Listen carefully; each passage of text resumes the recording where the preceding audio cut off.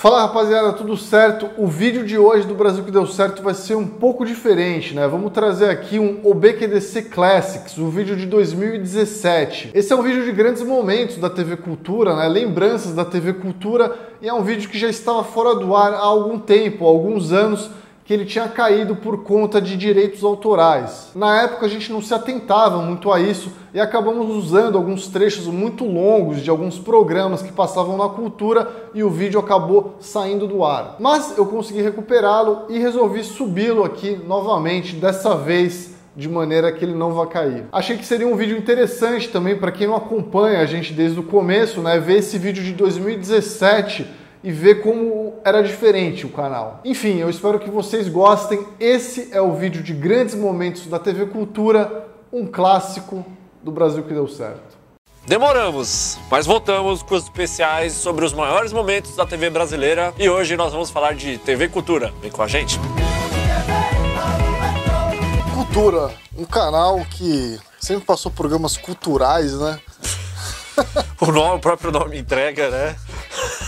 Arrisco a dizer que a TV Cultura fez parte da vida de toda criança, sem exceção, com menos de 40 anos. As mães adoravam que a gente assistisse a TV Cultura, porque eram programas que tinha cultura. Culturais. Exato. Eram umas coisas um pouco mais educativas. Sim.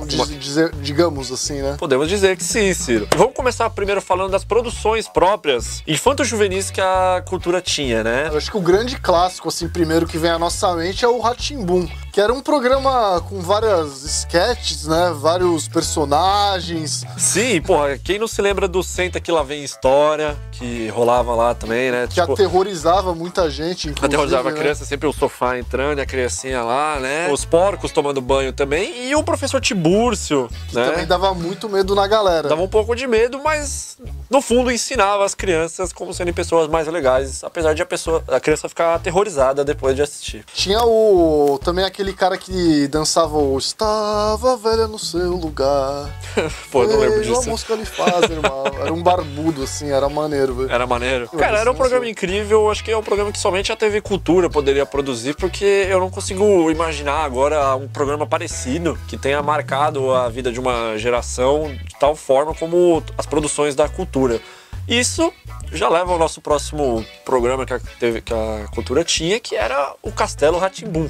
O Castelo Rá-Tim-Bum em si, ele merece um episódio nosso à parte, né, de tanta coisa legal que tinha. Mas, pô, quem não se lembra do Mal, do Nino, da Cobra Celeste, das crianças, da Biba, pô, de todo mundo ali, do Zequinha, que marcou uma geração e marcou tantas pessoas que, inclusive, direto tem exposição, né, do Castelo Rá-Tim-Bum aí acontecendo. Sempre lotadas, né? Sempre lotadas. Porra, velho, se você nunca assistiu, se você não gosta do Castelo Rá-Tim-Bum, você tem que rever os seus conceitos. A gente tinha também o Gloob Gloob, que era um clássico aí infantil, né, da TV Cultura, que basicamente eram dois peixes. Sim. Com caras de seres humanos. Era um pouco bizarro. Um pouco creepy, né? Um pouco assustador, se parar pra pensar muito bem. Mas assim. As crianças não tinham esse pensamento. Né? Assim, a criança assistia e falava, pô, mano, olha o peixe falando ali. Eu pensava assim, não vou mentir. Mas basicamente era um programa de desenhos, né? Eles estavam lá e aí eles apresentavam desenhos. Anotei alguns aqui que me marcaram, como por exemplo o Socorro Vovó, que tinha uma musiquinha de abertura sensacional. Tinha o Rua dos Pombos também. Tinha o desenho do Kobe, o Kobe e sua turma, o mascote olímpico de Barcelona.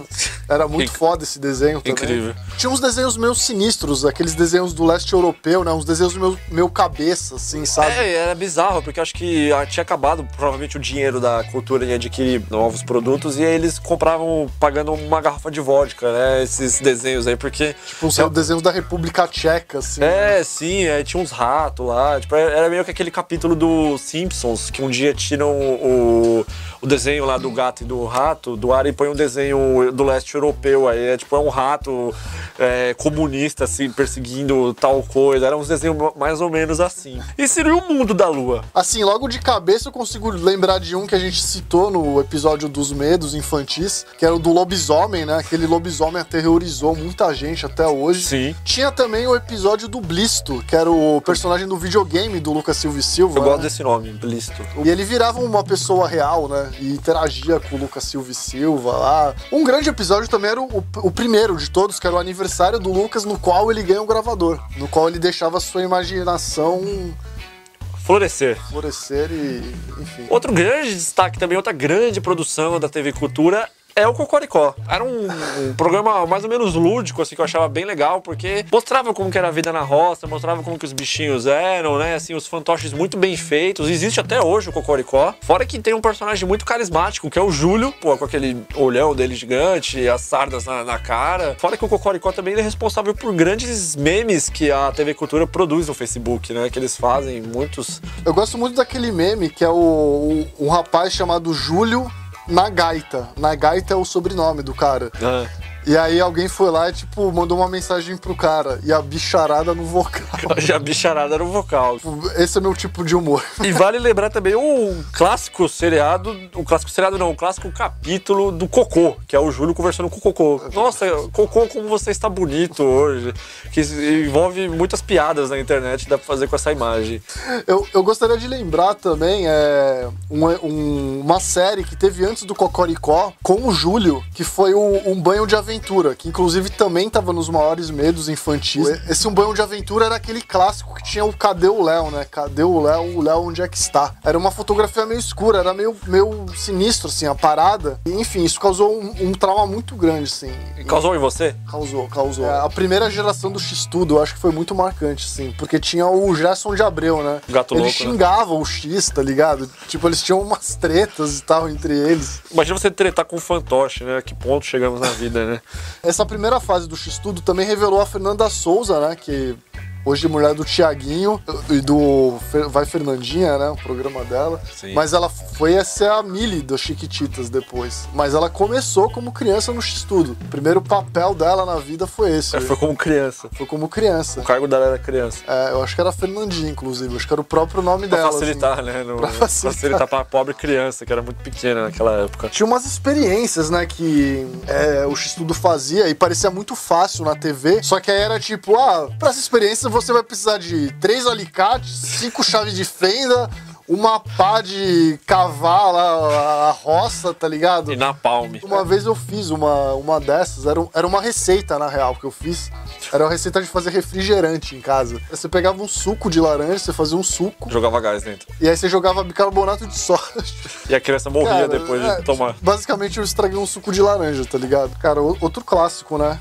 Débora Seco despontando para o Brasil ali, né? Pô, Débora Seco no Confissões de Adolescente acho que foi um dos meus primeiros crushes da TV, assim.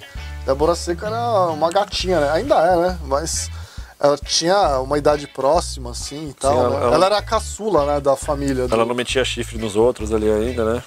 Acho que... Mas eu queria frisar que a Débora Seco saiu, né, na segunda temporada. Foi a única personagem que trocou.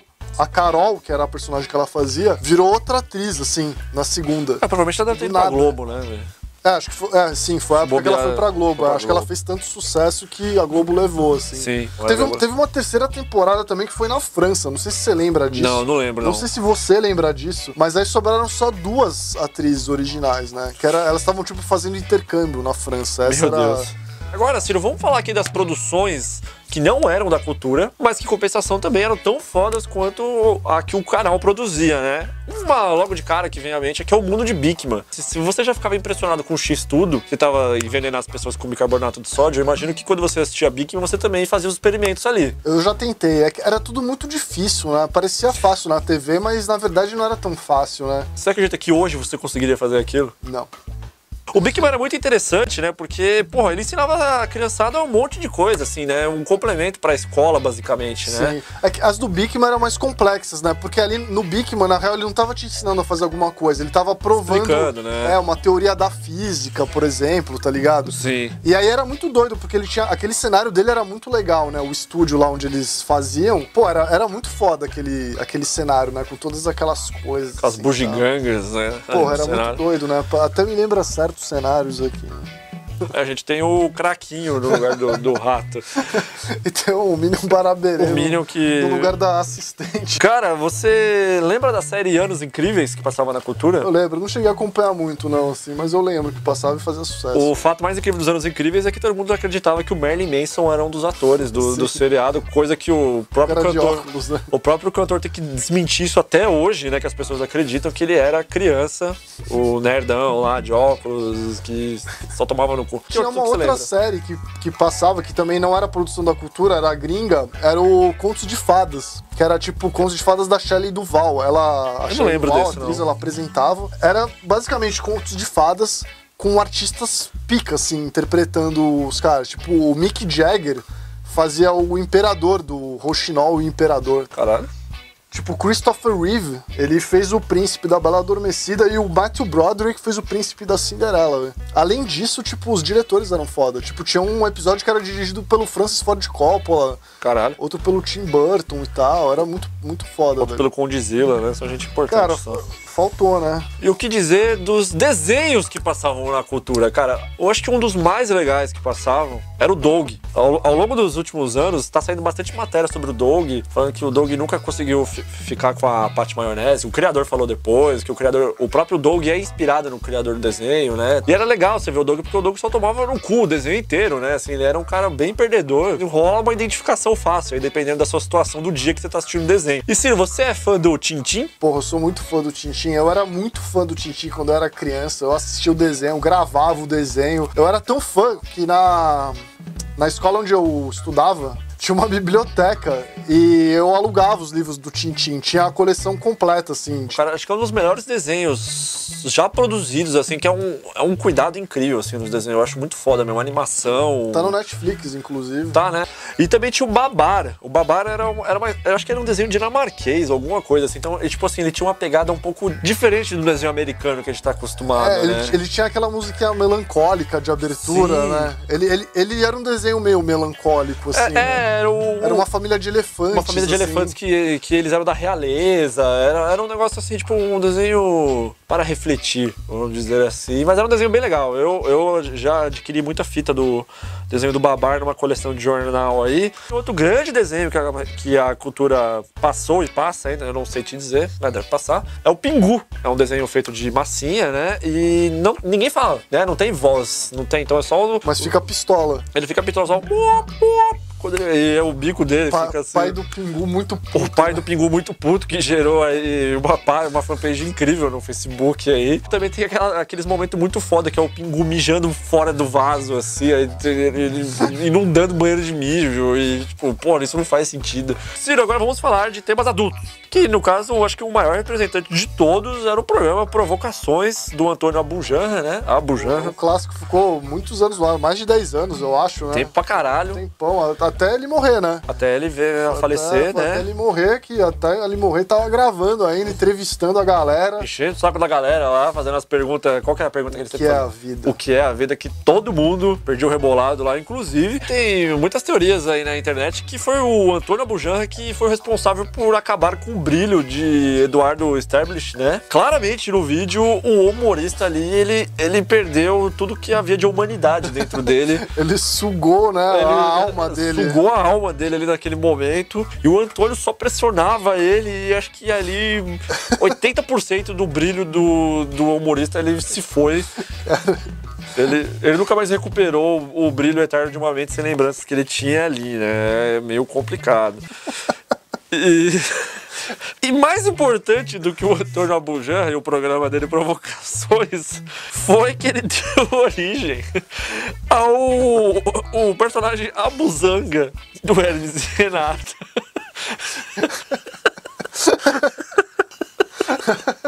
Ai, meu Deus do céu. Cara, grande Antônio Abujamra. Pô, eu tô chorando aqui, velho.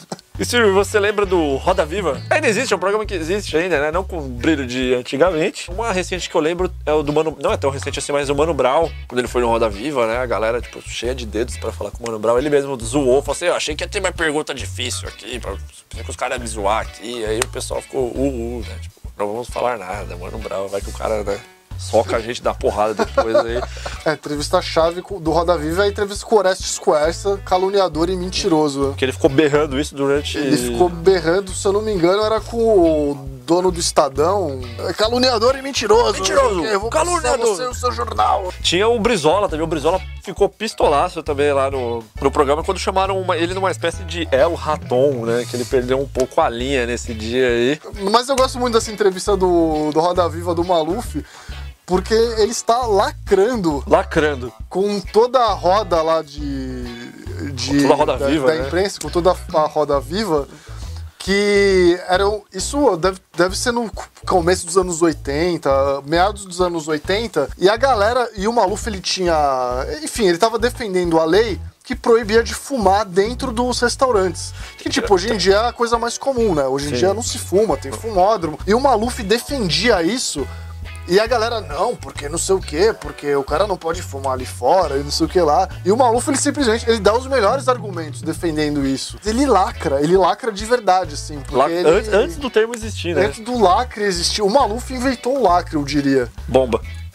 O que você lembra da parte musical da Cultura? Bom, o programa musical que me marcou muito da Cultura foi o Musicals, que era apresentado pelo Gastão. Várias apresentações clássicas aí do Charlie Brown, do Raimundos, das bandas que estavam... Uma das mais clássicas do musical é quando o Sepultura foi lá, né? Sepultura, Dead Fish, várias bandas assim... Do underground. E que na época eram underground e depois ficaram grandes. Sim. Acho que o próprio CPM 22, uma das primeiras vezes na TV foi lá, assim. Legal.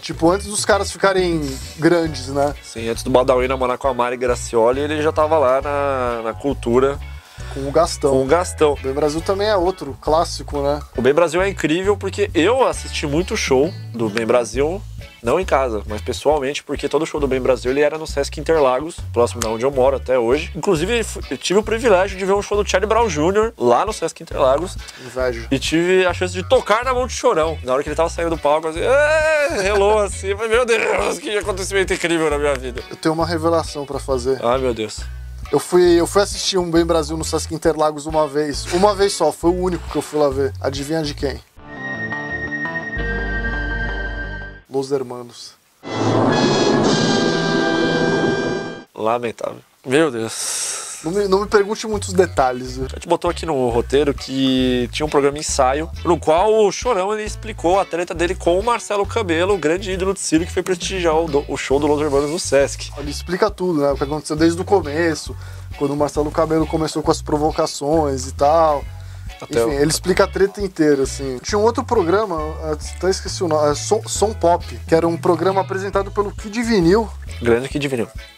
Na Cultura, isso das antigas, né? Isso só quem é antigo mesmo que vai lembrar. Que eu não lembro disso. Ele apresentava clipes, eu também não lembro. Ah, tá, entendi. Acho que tinha um outro programa que era o Fábrica do Som. Exato. Que era inclusive no Sesc Pompeia, que é o mesmo que o Musicals era gravado, né? Sim. Inclusive no Fábrica do Som teve muito artista grande aparecendo lá como os Titãs, o Raul Seixas, né? No começo, sim, você vê umas apresentações do Titãs no comecinho, assim, né? Na época que o Nando Reis tinha aquele cabelo do Davi Luiz, assim. Na época que tinha 78 integrantes do Titãs, né? Que nem hoje que tem 5 pessoas e um robô do Branco Melo. A Cultura durante muitos anos transmitiu campeonatos, né? Campeonatos como, por exemplo, o japonês e o alemão, muito antes da ESPN passar. A Cultura tem o cartão verde até hoje, onde já diversos jornalistas gigantescos passaram por lá, como o Juca Kfouri, hoje tem o Vitor Birner, já teve o Rivelino. Né? A Cultura também tinha o grande momento do esporte, que ao longo... Depois ele mudou de nome, né? Mas que veio acabar em 2012. E neste ano a Cultura meio que voltou a transmitir futebol por meio de um jogo do amistoso da seleção, em que Edson Arantes do Nascimento veio a comentar e o narrador foi o Prieto, né? O Nivaldo Prieto, que a Fox Sports cedeu para narrar o jogo da seleção na Cultura. É algo que, não acontecia faz muito tempo, né? Verdade, é. Mas era um jogo também, um horário ingrato, né? Sim, era 3 horas da manhã. De uma segunda-feira. E acho que a gente falou bastante coisa da Cultura, né, Ciro? A gente não falou de tudo, porque é impossível falar de tudo, né? Mas acho que a gente lembrou dos principais grandes momentos, grandes experiências que a TV Cultura nos proporcionou. Um abraço pra TV Cultura, se alguém estiver assistindo aí. você lembra de algum momento incrível da cultura que a gente deixou de fora, deixe seu comentário aí, a gente vai ficar bem feliz de ler, de acrescentar ainda mais aqui esse vídeo que nós produzimos. Aproveite também, se você está assistindo pela primeira vez, assine nosso canal, deixe seu like, deixe seu dislike se você quiser, né? A gente não pode fazer nada. Também aproveite para seguir a gente nas redes sociais. Nós temos uma página no Facebook, temos uma conta no Twitter, temos uma conta no Instagram. E acho que é isso. Fique aí, fique ligado que em breve no nosso canal a gente vai ter mais um especial de alguma emissora. A gente só não sabe qual que vai ser, mas a gente vai fazer. Mas sabe uma coisa que a cultura não tinha? O que a cultura não tinha, Ciro?